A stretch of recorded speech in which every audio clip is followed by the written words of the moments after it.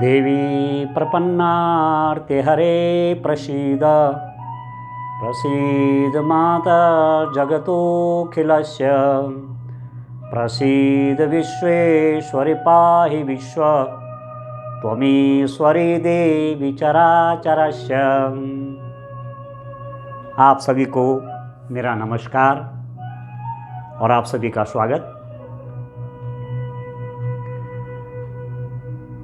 मेहनत की कितनी कीमत होती है, परिश्रम की क्या कीमत है, परिश्रम करने से हमें क्या मिलता है, ये प्रश्न जरूर हमारे मन और मस्तिष्क में रहता है कि यदि हम परिश्रम करेंगे तो हमें मिलेगा क्या। बहुत से स्टूडेंट लगातार तैयारी करते हैं, मेहनत करते हैं, परिश्रम का फल क्या मिलने वाला है निश्चित रूप में ऐसा वो चिंतन भी करते रहते हैं। तो मेरा सब उन स्टूडेंट से कहना है कि आप मेहनत करते जाइए। आपको अपना गोल पोस्ट बहुत स्पष्ट दिखना चाहिए। जहां आप जाना चाहते हैं, जो आप करना चाहते हैं, उसका चित्र बहुत स्पष्ट आपके मस्तिष्क में होना चाहिए।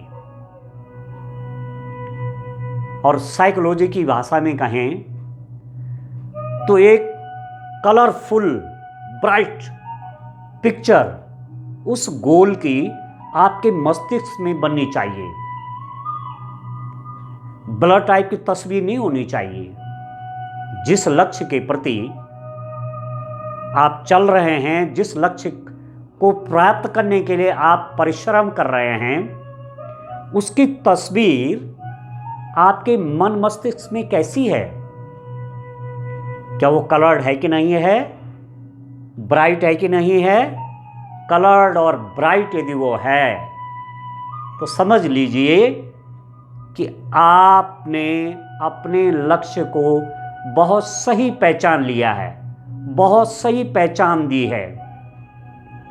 यदि जिस लक्ष्य को आप प्राप्त करना चाहते हैं उसकी इमेज धुंधली, ब्लर इस टाइप की है, तो इसका मतलब उस लक्ष्य को प्राप्त करना कठिन हो जाता है, क्योंकि फिर सही दिशा नहीं मिलती। तो एक तो पहली बात मैं क्या कह रहा हूं, लक्ष्य बहुत स्पष्ट होना चाहिए कि आप जीवन में करना क्या चाहते हैं, वो बहुत क्लियर होना चाहिए। बाद में मैं भी इस पे आऊंगा। तो स्पष्ट आपका होना चाहिए कि मेरा गोल है क्या, और इस गोल को प्राप्त करने के लिए मेरा रास्ता क्या होना चाहिए।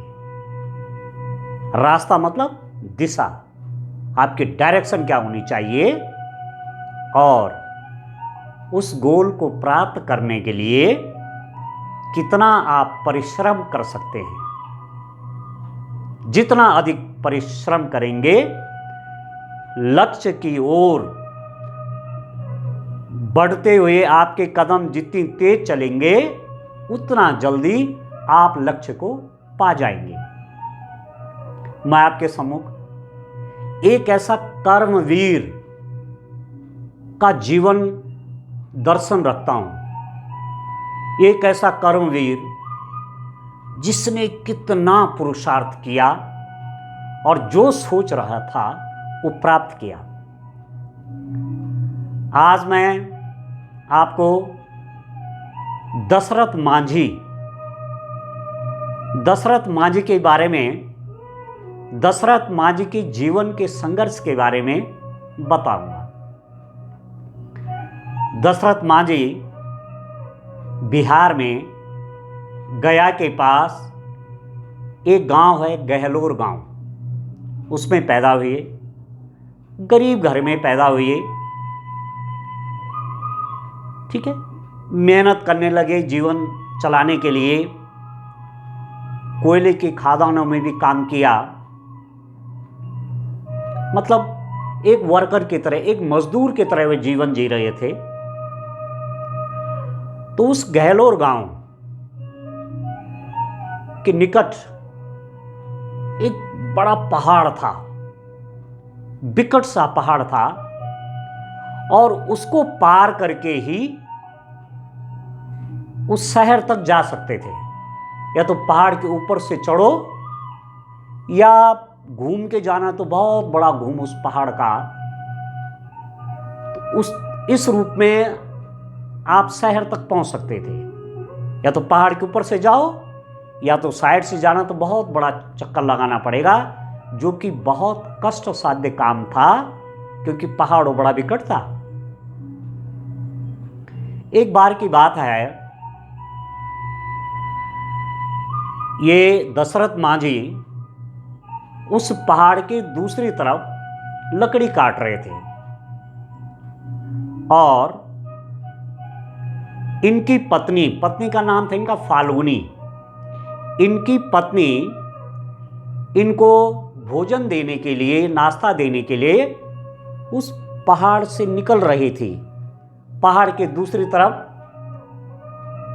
दशरथ मांझी थे, और पत्नी इनको भोजन देने के लिए जा रही थी। पर एक ऐसी दुर्घटना हुई, क्योंकि जैसे मैं कह रहा हूं रास्ता बड़ा विकट था।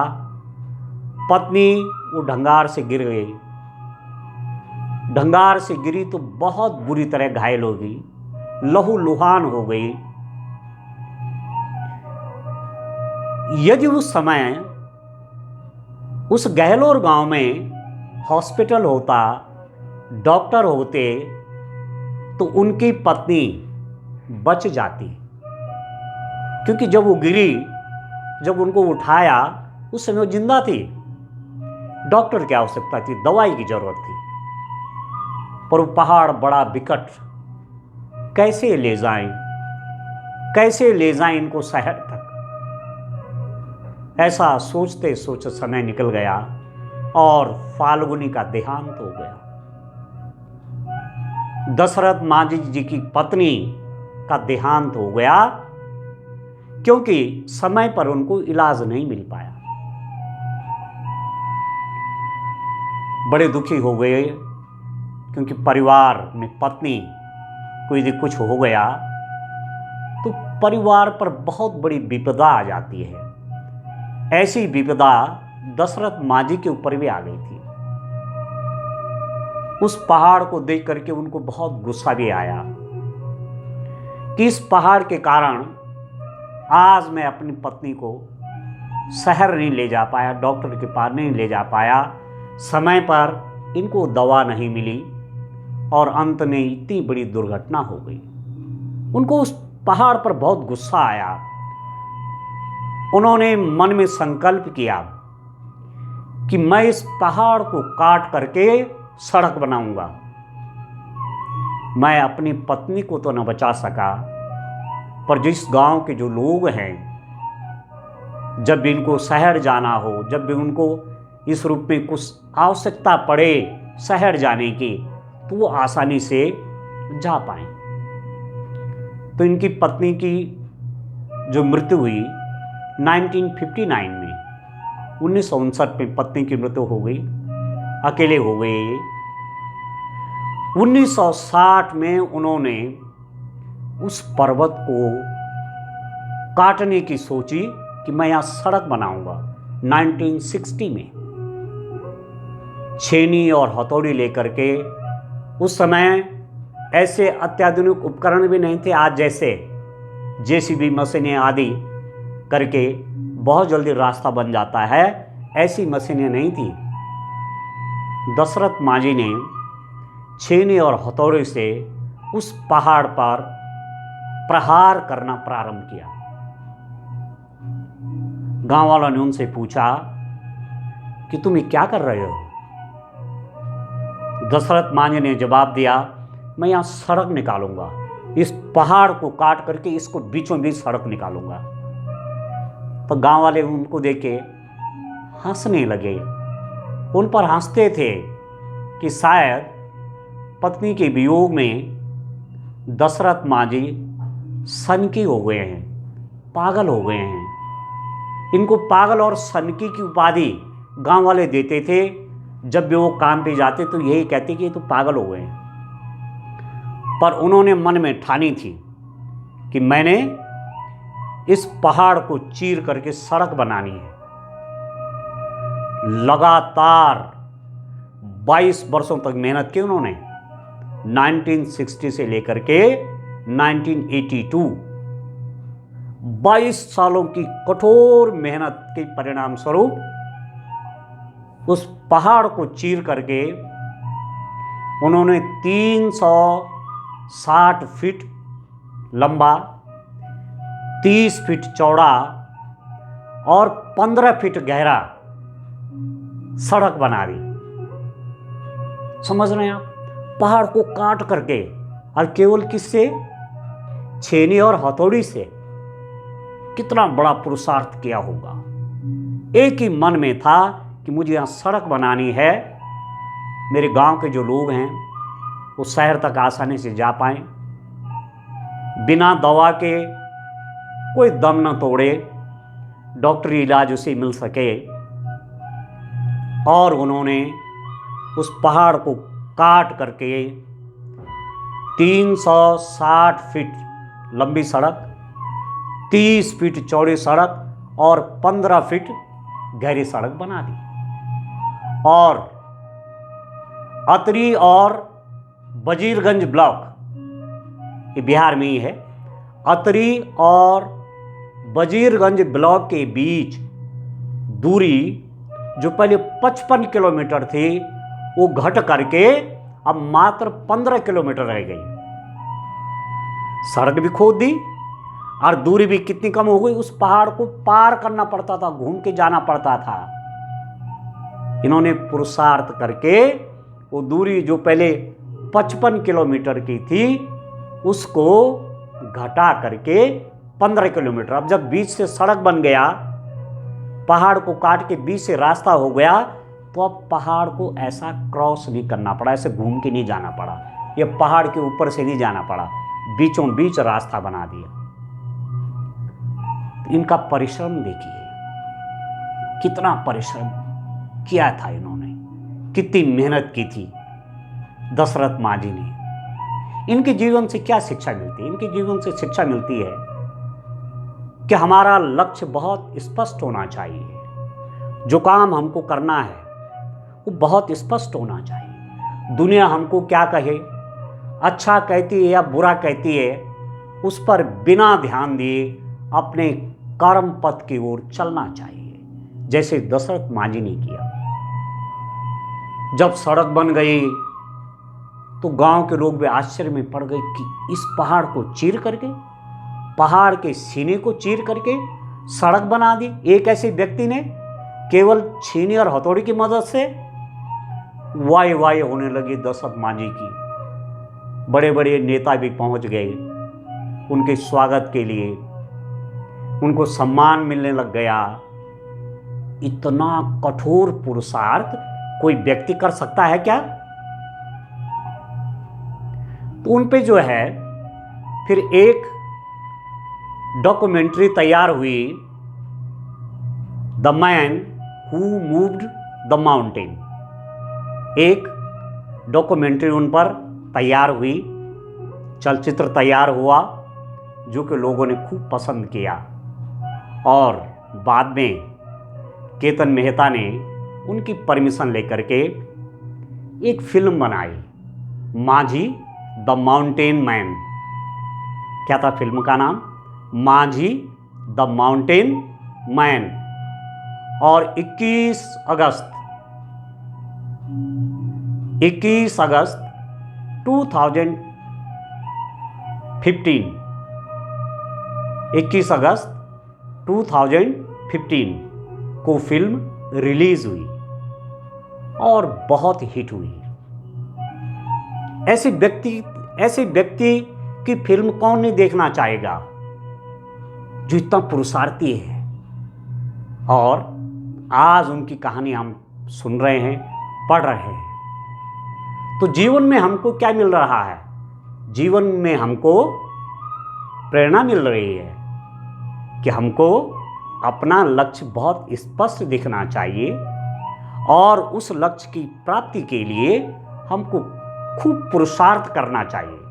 और जब तक लक्ष्य की प्राप्ति न हो, हम लगातार उस पथ पर चलते रहें। तो दशरथ मांझी की ये कथा है, सुनना है, समझना है और ऐसे पुरुषार्थ वाला व्यक्ति बनना है अपने लक्ष्यों की प्राप्ति के लिए। अब मैं वर्तमान पे आता हूं। आज का दिन, आज की डेट है 28 नवंबर 2023। पूरे देश की निगाहें, पूरे देश की नज़रें उत्तरकाशी के सिलकारा टनल पर लगी हुई है। इस टनल में, जो कि लगभग 4.5 किलोमीटर सड़क की टनल है, 4.5 किलोमीटर इस टनल को खुदना है। काफ़ी काम इसमें हो गया था।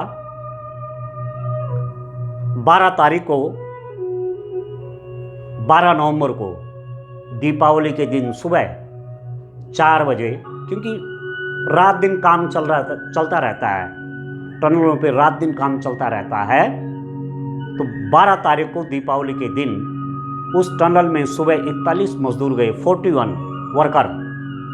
और इस बीच जैसे वो अंदर गए, ऊपर से टनल का इतना मलमा आ गया, कितना 60 मीटर मलमा आ गया बीच में। इधर सिलक्यारा टनल का मोहना हो गया, बीच में 60 मीटर मलमा आ गया। और उस तरफ जो है वो मजदूर फंस गए। अब उनको वहां से कैसे निकाला जाए, कैसे उन मजदूरों को वहां से निकालना है, अपने आप में यह बहुत कष्टकारी काम था। कई प्रकार के प्लान बनाए गए, 6 प्रकार के प्लान अस्तित्व में थे। एक था कि अमेरिकन मशीन ऑगर को मंगाई गई कि मलबे के अंदर से पाइप 800 mm की पाइप अंदर घुसा करके उसके अंदर से NDRF के जवान जाएंगे उस तरफ और उनको रेस्क्यू करेंगे। पर पूरा घटनाक्रम आजकल आप देख रहे होंगे, सारे प्लान एक के बाद एक फेल होते गए। बीच में 6 प्लान बना गए, ABCDEF करके। एक प्लान फेल होगा तो दूसरा प्लान फेल होगा तो तीसरा फेल होगा तो उसके आगे वाला प्लान काम करेगा। और यहां से जब ऑगर मशीन उस काम को नहीं कर पाई, उसके ब्लेड टूट के वहीं फंस गए, तो फिर राइट माइनर्स को बुलाया गया। वो जांबाज वर्कर, वो उस पाइप के अंदर जा करके मैनुअली वहां ड्रिलिंग की उन्होंने। और अब ये अभी तक का समाचार है कि वो उस टनल के अंदर पहुंच गए हैं, जहां वो मजदूर हैं उन तक वो पहुंच गए हैं। और बहुत जल्द, कुछ देर में ये सूचना आने वाली है कि वो 41 वर्कर भी बाहर आने वाले हैं। कितना बड़ा पुरुषार्थ क्या होगा। आजकल पूरा देश का मीडिया उस घटना को दिखा रहा है, लाइव टेलीकास्ट चल रहा है। और उन लोगों का पुरुषार्थ देखिए जो लगातार वहां काम कर रहे हैं, रात दिन काम चल रहा है। वर्टिकल ड्रिलिंग अलग हो रही है, हॉरिजॉन्टल ड्रिलिंग अलग चल रही है, और भी कई प्लानों पे काम चल रहा है। रात दिन पुरुषार्थ करके उन मजदूरों तक पहुंचा गया है, उन वर्करों तक पहुंचा गया है। और बहुत जल्द वो सामने आने वाले हैं। ठीक है, तो जो उनको बाहर निकाल रहे हैं वो भी देवदूत हैं, और जो अंदर हैं फंसे हुए 2 हफ्ते से भी ज़्यादा समय उनको वहाँ अंदर हो गए, वो भी देवदूत हैं। तो वो आने वाले हैं बहुत जल्द। देश की नज़रें हैं। पर मेरा यहाँ पर इस घटना का जिक्र करने का मतलब ये है कि पुरुषार्थ देखो, इस चिलक्यारा टनल में जिस रूप से 41 वर्कर फंस गए थे, आशाएं काफ़ी कम हो रही थी कि निकल पाएंगे कि नहीं। पर आप देख रहे हैं मेहनत, लगातार मेहनत करते रहे वो श्रमिक, कई प्रकार के अफसर, कई एजेंसियां वहाँ लगातार, ठीक है, लीडर्स, पूरा देश, सबका ध्यान वहाँ, सबका ध्यान वहाँ, सबका फोकस वहाँ, और उसका परिणाम सामने है। तो एक बात कहना चाहूँगा कि प्लान देखो, 6 प्लान बनाए। आप जीवन में बहुत कुछ करना चाहते हैं, लाइफ आपकी सक्सेस होगी 100%, इसमें कोई संदेह नहीं है। पर जीवन में जो भी लक्ष्य आप निर्धारित कर रहे हैं, आप प्लान तो आपका मुख्य होगा ही, जिसके लिए आप पुरुषार्थ करेंगे, उसके साथ साथ आप अन्य प्लान भी बना के रखिए। हो सकता है कि ए प्लान कामयाब ना हुआ तो बी प्लान मेरा क्या होना चाहिए, और एक सी प्लान भी आपको बना के रखना चाहिए। यदि ए प्लान हो गया तो बहुत सुंदर, बहुत ही आनंद की बात है। ए प्लान सक्सेस नहीं हो तो मैं बी प्लान पे काम करूंगा, और बी प्लान भी सफल नहीं हो तो सी प्लान पे काम करूंगा। इस प्रकार से जो इस चिलक्यारा टनल की जो घटना है, उससे हमको एक सीख भी मिलती है, केवल एक प्लान पर ही फोकस नहीं करना है, अन्य प्लानों का भी ध्यान रखें लाइफ के लिए। तो ये जो वर्कर हैं, ये जो मजदूर हैं, इनका जीवन कितना परिश्रमी है। सूर्यकांत त्रिपाठी निराला जी ने कुछ लाइनें लिखी हैं। वह तोड़ती पत्थर, इलाहाबाद के पथ पर वह तोड़ती पत्थर। एक श्रमिक का जीवन दिखा रखा है कि वो कितनी मेहनत कर रही है, अपने उसके भी जीवन के कुछ लक्ष्य होंगे, उनको प्राप्ति के लिए कितनी पुरुषार्थ कर रही है। तो अंत में एक वसीर बदर का एक शेर के बाद अपनी बात को समाप्त करना चाहूँगा। ये फूल मुझे कोई विरासत में मिले हैं, तुमने मेरा कांटों भरा बिस्तर नहीं देखा। सबको सुंदर सुंदर ये दिखता है, पर उसके पीछे जो पुरुषार्थ हुआ है वो कितना हुआ है, उस पर विचारने की भी आवश्यकता है। इन्हीं बातों के साथ अपनी वाणी को विराम देता हूँ। बहुत बहुत धन्यवाद।